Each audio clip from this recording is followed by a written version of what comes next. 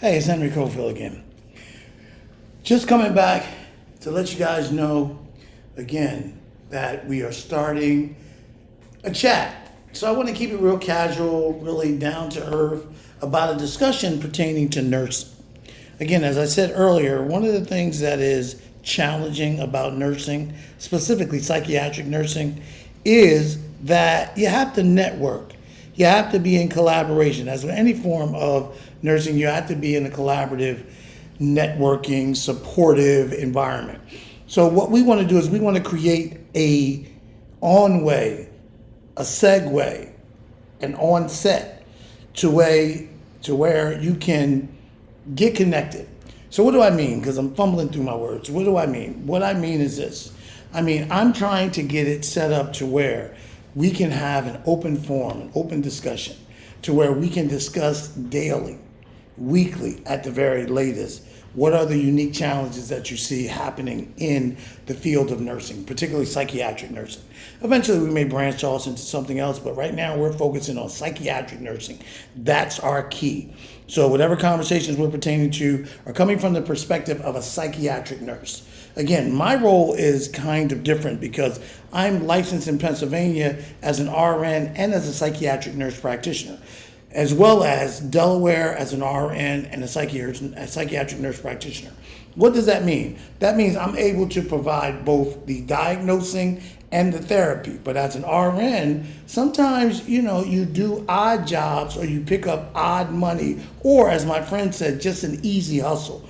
Because I may do an overnight somewhere where they just need a nurse to sit up all night and watch the patients. That's going to be an easy hustle in comparison to being a nurse practitioner, where you have to be more cognizant of everything that goes on. So one of the benefits to being a nurse practitioner is that you're an RN first. So you're an RN first and you're a nurse practitioner. Yes, I've elevated to almost the top of the food chain, to be honest with you. So as a psychiatric nurse practitioner, I work independently, I work in collaboration, and I network.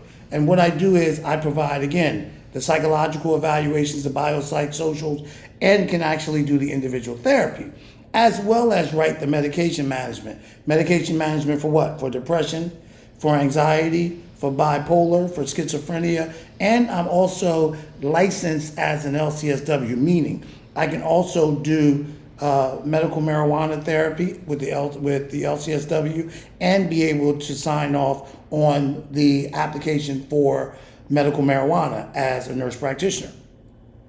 I can do Suboxone and Sublocade. Sublocade is the injectable version of Suboxone.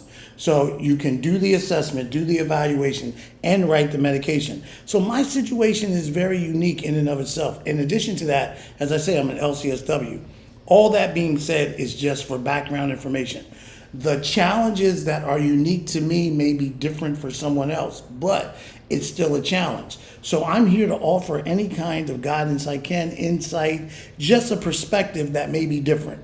Because again, education is about what? Education means that you're able to follow a curriculum.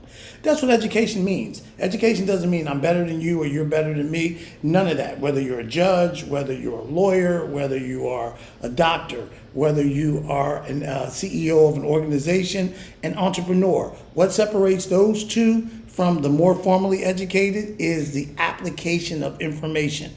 So when you are a formally trained, educated nurse, such as myself, that means you're able to follow a curriculum. But what is the challenge? The challenge is to make it work for you so you're not still struggling with some of the challenges that you go to. Just because you're a nurse doesn't mean that you always agree with the regimen and the routine that they have. So again, it's a lot of internal challenges that you may face, again, as becoming a nurse, because you have to understand you are first. I'm Henry Cofield first, which is why I introduced myself as Henry Cofield first. Then I am a psychiatric mental health nurse practitioner. Then I am a certified alcohol and drug counselor. Then I am a licensed clinical social worker. But I'm Henry Cofield first. And that's the same thing that happens when you become a nurse. You are a nurse secondary to being an individual. So you got to look at your individual challenges. That's what we're here to do. That's what the purpose of this information. That's the purpose of doing these videos, is to be able to help you to be able to make that transition through. Again, I'm specifically focusing on Delaware and Pennsylvania, and really the northeast section of Pennsylvania, which is more the Philadelphia region, along that region. So these are the challenges in particular with those two states in the region. May touch on Jersey a bit, but we're primarily going to focus on Delaware and Pennsylvania. Okay, so we'll see you soon, all right?